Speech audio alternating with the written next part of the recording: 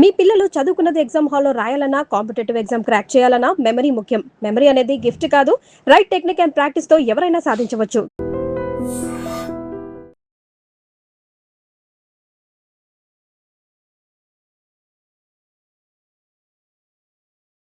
మందడి కృష్ణారెడ్డి గారు. మమతా బెనర్జీ పరిస్థితి ఏంటి సార్? పశ్చిమ బెంగాల్‌లో ఆ పార్టీ ఎమ్మెల్యేలు, ఎంపీలు అందరూ గూడా ఆమెను వీడి ఎళ్ళిపోతా ఉన్నారు గదా! ఎట్లా ఉండబోతుందంటారు? 1998లో మమతా బెనర్జీ కాంగ్రెస్‌ను వదిలిపెట్టి స్వతంత్రంగా తృణమూల్ కాంగ్రెస్‌ను స్థాపించింది. అప్పటి నుంచి తను చేసిన పోరాట ఫలితంగా 15 సంవత్సరాల పాటు తను ముఖ్యమంత్రిగా అప్రతిహతంగా ఎవరిని లెక్క చేయకుండా బీజేపీకి పక్కలో బలిలాగా మారింది. మమతా బెనర్జీని పశ్చిమ బెంగాల్లో ఓడించి బీజేపీ జెండా ఎగరేయాలని 15 సంవత్సరాల నుంచి ప్రయత్నం చేస్తుంది బీజేపీ. దానికి ప్లానింగ్ చేసుకొని ప్రతి ఇంటికి ఒక ఆర్ఎస్ఎస్ కార్యకర్తను అలాట్ చేసి ప్రతి బూతులో కూడా వాళ్ళకి సంబంధించినటువంటి ఒక సిస్టమ్ను తయారు చేసుకొని దానికి తోడుగా ఐటీని ఈడీని చేతిలో పెట్టుకొని మొత్తం టోటల్గా గడగడలాంచే పరిస్థితి తీసుకురావడం, మమతా బెనర్జీకి దగ్గర వాళ్ళైన వాళ్ళు ఎవరైతే బాగా డబ్బున్న వాళ్ళు అలాంటి వాళ్ళందరికీ మొత్తం టోటల్గా ఐటీఈడి రుచి చూపించేసి వాళ్ళని కూడా లోపరుచుకునే ప్రయత్నం ఇవన్నీ రకరకాలుగా జరిగాయి. అంతవరకు బాగానే ఉంది. సరే, చివరికి సరనే పేరుతోటి 95 లక్షల ఓట్లని లేకుండా డిలీట్ చేసేసారు. సుప్రీంకోర్టు దాకా వెళ్ళి మమతా బెనర్జీ స్వయంగా సుప్రీంకోర్టులో వాదించి చేస్తే ఒక 25,000 ఓట్ల దాకా దాంట్లో ఫలితాలు ఇచ్చేటువంటి పరిస్థితి ఏర్పడింది. పెద్ద ఎత్తున ఓట్లను సరలో తీసేయడం వల్లనే మమతా బెనర్జీ ఓడిపోయింది అనేది ఒక ఆలోచన.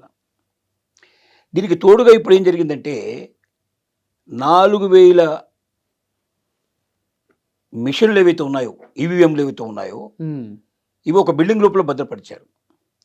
ఈ 4,000 ఈవీఎంలు ఏవైతే ఉన్నాయో ఇవి ఎవరికి సంబంధించినవి అంటే అతి తక్కువ మెజార్టీ 100, 200, 500, 1000 ఇట్లా అతి తక్కువ మెజార్టీతో గెలిచినటువంటి వాళ్ళకి సంబంధించిన ఈవీఎంలు ఇవి. అంటే ఇవన్నీ కోర్టుకు వెళ్లాల్సినవి. వీళ్ళందరూ కోర్టులో కేసు వేశారు. మాకు అతి కొద్దిదే, మాకు అనుమానాలు ఉన్నాయి, లెక్కబెట్టేటప్పుడు దీంట్లో తప్పు జరిగిందని మాకు అనుమానాలు ఉన్నాయి, కాబట్టి ఖచ్చితంగా ఎందుకంటే ఈసీ ఉన్నదంతా కూడా ఎలక్షన్ కమిషన్ అంతా కూడా బీజేపీ చేతుల్లో కిలుబొమ్మలాగా ఉంది, మమ్మల్ని మోసం చేశారు, మేమే అసలు యాక్చువల్గా నెగిన వాళ్ళమని చెప్పి టీఎంసీకి సంబంధించినటువంటి వాళ్ళు కేసులు వేశారు. ఆ కేసులు కోర్టులో రేపొద్దున ఈవీఎం మిషన్స్ అన్నీ కూడా అక్కడ ఓపెన్ చేసి జడ్జి గారి ముందర అవన్నీ కూడా నిర్ధారించాల్సిన అవసరం ఉంది. కానీ సడన్గా 11 అంతస్తులు ఉండేటువంటి ఈ బిల్డింగ్ లోపల 3-4 అంతస్తులు మొట్టమొదట మంటలు అంటుకున్నాయి. 3-4 గంటలు అంటుకున్నప్పుడు యాక్చువల్గా అక్కడ కరెంట్ లేదు, షార్ట్ సర్క్యూట్ అని చెప్పడానికి కూడా అవకాశం లేదు. ఓకే, ఆ టైంలో కరెంట్ లేదు నిర్ధారించారు. కరెంట్ లేనప్పుడు షార్ట్ సర్క్యూట్ కాదు అంటే ఎవరో మానవ తోటి చేసినట్టు పనే. పోనీ 3-4 అంటుకుంది, 11 ఎట్లా అంటుకుంటుంది? మళ్ళీ మధ్యలో ఉండేటువంటి ఉన్నాయి కదా, ఇవన్నీ కూడా ఉన్నాయి కదా, ఇవన్నీ వదిలిపెట్టి పైన 11వ అంతస్తులకు ఎట్లా అంటుకుంటుంది? అది 6వ ఫ్లోర్, 7వ ఫ్లోర్, 8వ ఫ్లోర్ ఏం కాదు. అంటే ఇదంతా కూడా మానవ కృత్యమే అనేది. ఇంకోటి ఏమైందంటే క్షణాల మీద బుగ్గైపోయినాయి, క్షణాల మీద. అంటే హై ఫ్లేమబుల్ ఏదో వాడారు. ఖచ్చితంగా అంటుపెట్టడానికి క్షణాల్లో బుగ్గి కావడానికి కావాల్సిన పదార్థాలు వాడి దాన్ని సాక్ష్యం చేశారనే విషయం స్పష్టంగా అర్థమయ్యేటట్టుగా చేశారు. ఎందుకంటే ఈ ఈవీఎంలలో ఏదో జరిగింది, దీనిలోంచి నెగ్గినట్టు వాళ్ళు ఎవరుతున్నారో వాళ్ళు తప్పు చేశారు. ఓకే, వీళ్ళకు అనుగుణంగా ఈసీ తీర్పు ఇచ్చేసి ఆ కొద్ది ఓట్లే కాబట్టి వీళ్ళే ఎగ్గారని చెప్పి వాళ్ళ బదులుగా వీళ్ళని ప్రకటించారేమో అనేది అనుమానాలు. ఇప్పుడు తుది తీర్పు టీఎంసీకి అనుకూలంగా వచ్చి వాళ్ళు గెలిచారు అనుకుంటే మళ్ళీ మోసం అయిపోద్దన్న ఉద్దేశంతో కాలబెట్టేశారు. ఇది ఒక పెద్ద సంఘటన. దీనికి తోడుగా మమతా బెనర్జీ చేసిన పెద్ద బ్లడ్ మిస్టేక్ అంటే మమతా బెనర్జీ బదులుగా మీకు అభిషేక్ బెనర్జీ చేశాడు, అల్లుడు ఎవరితో ఉన్నారో నెఫ్యూ. అతను చేసిన పని ఏమిటంటే ఎలక్షన్ అయిన తర్వాత మొత్తం ఎమ్మెల్యేలందరినీ పిలిచాడు మీటింగ్కి. దాంట్లో 60 మంది ఆబ్సెంట్ అయిపోయారు, ఓన్లీ 20 మంది మాత్రమే వచ్చారు. అప్పటికే బీజేపీ వాళ్ళకు కొలబనేసింది పరిస్థితి. వెనక్కి తీసుకున్నందుకు వాళ్ళని సపరేట్ వర్గం కింద గుర్తించేసి వాళ్ళంతా కూడా బీజేపీ సపోర్ట్ చేసేట్టు వాళ్ళని తయారు చేయాలని నిర్ణయించుకున్నారు. అయితే అభిషేక్ బెనర్జీ చేసిన పని ఏమిటంటే వీళ్ళంతా మా వల్ల గెలిచిన వాళ్లే కదా, టీఎంసీ వల్ల గెలిచిన వాళ్లే కదా, వీళ్ళందరూ మాకే సపోర్ట్ చేయాలి కదా, వేరే వాళ్ళకి ఎట్లా సపోర్ట్ చేస్తారు, అని ఈ 60 మందికి సంబంధించినటువంటి సంతకాల్ని ఫోర్జరీ చేసి ఈ 20 మందితోటి సంతకాలు పెట్టించి ఈ 60 మంది సంతకాలు ఫోర్జరీ చేసేసి పెట్టించేసి 80 మంది మాకు మెజార్టీ ఉంది కాబట్టి ప్రతిపక్ష నాయకుడి పాత్ర మాకే చెందాలి, అభిషేక్ బెనర్జీ ప్రతిపక్ష నాయకుడిగా కూర్చోవాలని చెప్పి స్పీకర్కి వాళ్ళు దొంగ సంతకాలు పెట్టి ఫోర్జరీ చేసినటువంటి లెటర్ ఇచ్చారు. ఇది ఉచ్చుముడై ఇప్పుడు ఒక రకంగా చెప్పాలంటే ఉరితాడులాగా అంటుకుంది. దీంట్లో చాలామంది అరెస్ట్ అయ్యే పరిస్థితి ఏర్పడింది. అభిషేక్ బెనర్జీని అరెస్ట్ చేసింది కూడా ఈ కేసులో అరెస్ట్ చేశారు. అతని ఇల్లు ఆఫీసు మొత్తం సోదాలు చేశారు. అనేక రకాల ఫైళ్ళు, అంత డబ్బు, రకరకాలైనటువంటి దాచుకున్నటువంటి సొమ్మంతా కూడా బయటపడే పరిస్థితి ఏర్పడింది. ఏ క్షణంలో అయినా మమతా బెనర్జీ కూడా అరెస్ట్ అయ్యే అవకాశాలు ఉన్నాయి. ఎందుకంటే 5 నుంచి 10 కేసులు, అతి తీవ్రమైన కేసులు ఆమె మీద మెడలో కత్తిలాగా వేలాడుతున్నాయి. వీటిలో ఎక్కడ ఏ ఒక్క కేసు అయినా సరే అరెస్ట్ చేసి లోపల పడేస్తే మళ్ళీ వచ్చే అవకాశం ఏదో బుల్డోజర్లు కూడా ఆమె ఇంటి వైపు బుల్డోజర్లు కూడా నడపడానికి ముందుకు తీసుకెళ్తున్నారు. ఇల్లంతా తవ్వేసేసి దాంట్లో ఖచ్చితంగా భూగర్భంలో ఎక్కడో దగ్గర కోట్లాది రూపాయల సొమ్ము ఉంది, అట్లాగే బంగారం ఉంది, రకరకాలుగా ఉన్నాయి, అన్ని దాచిపెట్టింది. బయటకు మాత్రం సింపుల్గా కనబడేటువంటి మమత బయటకు కనిపించేస్తుంది. ఎందుకంటే ఒక పార్టీని నడపాలంటే కోట్ల కొద్ది డబ్బు కావాలి, అంత సులభమైన విషయం కాదు. 15 సంవత్సరాల పాటు ఒక పార్టీని అప్రతిహతంగా నడిపిందంటే ఖచ్చితంగా కోటాను కోట్ల రూపాయలు ఖర్చు పెట్టాలి. ఈ డబ్బంతా ఎక్కడి నుంచి వస్తుంది, ఎవరిస్తారు? ఖచ్చితంగా ఇట్లాంటి డబ్బు గవర్నమెంట్లో వాటిల్లో వీటిల్లో సంపాదించిన డబ్బుతోటే నడపాలి. కాబట్టి కోట్ల రూపాయలు సంపాదించింది అనేది ఇంకొక అభియోగం నడుస్తూ ఉంది. అలాగే విచిత్రమైన విషయం ఏంటంటే ముస్లింలు యాక్చువల్గా మమతా బెనర్జీకి కంచుకోట లాంటి వాళ్ళు.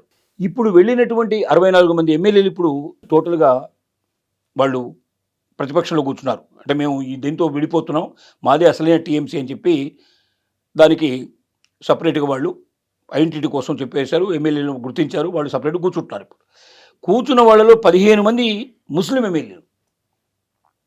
అంటే ఏ ముస్లింల కోసం అయితే తను ఇంతకాలం ప్రయత్నం చేసిందో, ఏ ముస్లింని బంగ్లాదేశ్ నుంచి బయటికి తీసుకొచ్చి వాళ్ళని అక్కడి నుంచి రప్పించి ఇక్కడ వాళ్ళకి ఓటర్ కార్డు, ఐడి కార్డు, వాళ్ళకి అన్ని ఆధార్ కార్డులు అన్నీ ఇచ్చేసేసి వాళ్ళని ఇక్కడ స్థిర నివాసం ఏర్పట్టేట్టు చేసిందో, ఆ ముస్లింల వల్ల ఎన్నిక కాబడ్డ వాళ్ళు, ఆ ముస్లింలోంచి వచ్చినట్టు వ్యక్తులు ఇవాళ ఆమెకు ఎదురు తిరిగేటువంటి పరిస్థితి ఏర్పడింది. రెండోది, ఎంపీల సంఖ్య తీసుకుంటే 28 మంది ఎంపీలలో 20 మంది ఎంపీలు ఆల్రెడీ ఒక లెటర్ ఇచ్చేసేసి మేము సపరేట్గా కూర్చుంటున్నాం, 1/3 మాకు ఉంది కాబట్టి మమ్మల్ని సపరేట్గా గుర్తించండి అని చెప్పి వాళ్ళు కూడా రిక్వెస్ట్ చేశారు. రాజ్యసభ మెంబర్స్ లోపల మొత్తం 11 మంది ఎమ్మెల్యేలు రాజ్యసభ మెంబర్స్ ఉంటే దాంట్లో 3 రిజైన్ చేశారు. అంటే రిజైన్ చేస్తే ఏమవుద్ది, మళ్ళీ ఎలక్షన్ వస్తుంది. ఎలక్షన్ వస్తే ఏమవుద్ది, ఎమ్మెల్యేలు ఓటేయాలి. ఎమ్మెల్యేలు అంతా ఇప్పుడు వాళ్ళ పక్షంలో ఉన్నారు కాబట్టి ఆటోమేటిక్గా అవుతుంది. అంటే ఇదంతా బీజేపీ పార్టీ వెనక ఉండి నాటకం ఆడిపిస్తుంది, గేమ్ ప్లాన్ అంతా చేస్తుంది అనేది స్పష్టంగా అర్థమయ్యేట్టుగా కనిపిస్తుంది. సరే, ఇప్పుడు మమతా బెనర్జీ ఆ పార్టీ అసలు 1% పుంజుకునే పరిస్థితుందా? లేదంటే చాలా మంది చెప్తున్నారు కాంగ్రెస్లో విలీనం చేసుకుంటేనే బెటరు, కాంగ్రెస్తో కలిసిపోతేనే బెటరు. ఎట్లా ఉండబోతున్నారు? ఇక్కడ ఉన్న పరిస్థితి ఏమిటంటే ఒకప్పుడు కమ్యూనిస్టులు పరిపాలించారు, 35 ఏళ్ళు పరిపాలించారు. 35 ఏళ్ళు పరిపాలించిన కమ్యూనిస్టుల్ని నామరూపాలు లేకుండా చేసింది మమతా బెనర్జీ. తను ఏవేవైతే అస్త్రాలు ప్రయోగించి అసలు కమ్యూనిస్టు పార్టీని కనబడకుండా చేసి దాడులు చేసింది, భీకరంగా దాడులు చేసి వాళ్ళకి భయపెట్టి అసలు వాడు ఊళ్ళోకి పోవడానికి వీల్లేని పరిస్థితి క్రియేట్ చేసి కమ్యూనిస్టులు అనే వాడిని కమ్యూనిస్టు అని చెప్పుకోవడానికే భయపడే పరిస్థితిని క్రియేట్ చేసింది. ఏవైతే ప్రయోగాలు చేసిందో మమతా బెనర్జీ ఆ సేమ్ ప్రయోగాలు ఇప్పుడు బీజేపీ టీఎంసీ మీద కూడా చేస్తోంది. ఈ సిచ్యువేషన్ లోపల తను మళ్ళీ ఒంటరిగా నిలబడి పోయినటువంటి ఆల్రెడీ దీంట్లోంచి పోయిన వాళ్ళని అదే టీఎంసీ అంటారు. టీఎంసీకి ఆటోమేటిక్గా వాళ్ళు సింబల్ ఇచ్చేస్తారు, ఆటోమేటిక్గా టీఎంసీని వాళ్ళకి రికగ్నైజ్ చేస్తారు. ఎవరైతే విడిపోయినారో వాళ్ళకే రికగ్నైజ్ చేస్తారు. అంటే మమతా బెనర్జీ టీఎంసీ అనే పార్టీనే మర్చిపోవాలి, మళ్ళీ ఒక కొత్త పార్టీని స్థాపించుకోవాల్సిన పరిస్థితి ఏర్పడుతుంది. ఒక కొత్త పార్టీని స్థాపించి మొత్తం ఇప్పుడు కౌన్సిలర్స్ వెళ్ళిపోయినారు, మున్సిపల్ కార్పొరేషన్స్ అన్నీ ఖాళీ అయిపోయినాయి, అందరూ రిజైన్ చేసేసారు, అందరూ భయపడుతున్నారు. బీజేపీ ఒకప్పుడు మమతా బెనర్జీ టీఎంసీ పార్టీని వెలుగులోకి తీసుకురావడానికి కమ్యూనిస్టులను ఊచకోత కోసి పారేసింది. అసలు కమ్యూనిస్టు అనేవాడు భయపడి కమ్యూనిస్టులను వదులుకొని నేను కమ్యూనిస్టు కాను మొర్రో అని చెప్పి వాడు ఊళ్ళలో వాడు చెప్పాల్సిన పరిస్థితి ఏర్పడింది. ఇప్పుడు టీఎంసీ పరిస్థితి కూడా అట్లాగే ఉంది. ఇంత భయంకరమైన పరిస్థితుల్లో బలమైనటువంటి బీజేపీ సెంట్రల్ లోపల తప్ప 24, 23 నుంచి 24 వరకు రాష్ట్రాల లోపల బీజేపీ పతాకం ఎగురుతున్న పరిస్థితుల్లో ఈ సిచ్యువేషన్లో దానికి ఎదురేడి మొత్తం అన్నీ పోగొట్టుకొని బ్లేమ్ అయిపోయి నమ్ముకున్న ముస్లింలు కూడా వదిలిపెట్టిపోయి ఇప్పుడు బంగ్లాదేశ్ నుంచి కూడా ముస్లింలు తరిమేస్తున్నారు. కంప్లీట్ ఎవరైతే బంగ్లాదేశ్ ముస్లింలు ఉన్నారో వాళ్ళని బెంగాల్ నుంచి బయటకు తరిమేస్తున్నారు. ఈ పరిస్థితులు ఏర్పడ్డాయి. ఇలాంటి సిచ్యువేషన్లో వయస్సు మళ్ళినటువంటి మమత, ఇప్పుడు ఏజ్ కూడా బాగా వచ్చేసింది పరిస్థితి, ఎవరు ఆదుకునే వాళ్ళు లేరు. అభిషేక్ వాడు ఉన్నాడంటే, బెనర్జీ ఉన్నాడంటే వాడు కూడా ఇప్పుడు పోయి జైల్లో కూర్చుంటాడు, వాడు బయటికి రాలేని పరిస్థితి ఏర్పడుతుంది. ఇలాంటి సిచ్యువేషన్లో మళ్ళీ బీజేపీకి ఎదురొడ్డి నిలబడి తను ఈ పార్టీని మళ్ళీ కాపాడుకోగలిగే పరిస్థితి అయితే ఉన్నట్టుగా అనిపించడం లేదు. ఆల్టర్నేటివ్స్ తన ముందర రెండే. ఒకటి అస్త్ర సన్యాసం, మొత్తం టోటల్గా రాజకీయాలన్నిటికీ వదులుకొని తను ఏదో తన లోకల్లో తను జీవించడానికి ప్రయత్నం చేయడం అయితే ఒకటైతే, లేదా టీఎంసీని తీసుకొచ్చి, అంటే మిగిలినటువంటి టీఎంసీ ఎవరు ఉన్నారో వాళ్ళని కాంగ్రెస్లో కలిపేస్తే, కాంగ్రెస్ తను ఎక్కడి నుంచి వచ్చింది, కాంగ్రెస్ నుంచి వచ్చింది. టీఎంసీ అనేది ఇండియన్ నేషనల్ కాంగ్రెస్ నుంచి ఐఎన్సీ నుంచి పుట్టింది కాబట్టి మళ్ళీ తిరిగి దానిలోనే కలపడానికి ప్రయత్నం చేయడం అనేది రెండవది. లేదా మూడోది ఏంటి, ఒంటరిగా ఉండి పోరాటం చేయాలి. పోరాటం చేసేటువంటి శక్తి కానీ, పోరాటం చేసేటువంటి అస్త్రాలు కానీ, పోరాటం చేసే కెపాసిటీ కానీ, పోరాటం చేసే వయసు కానీ లేనటువంటి పరిస్థితుల్లో ఎంతవరకు ఇది సాధ్యం అనేది ఒక $1 మిలియన్ ప్రశ్న. Thank you sir.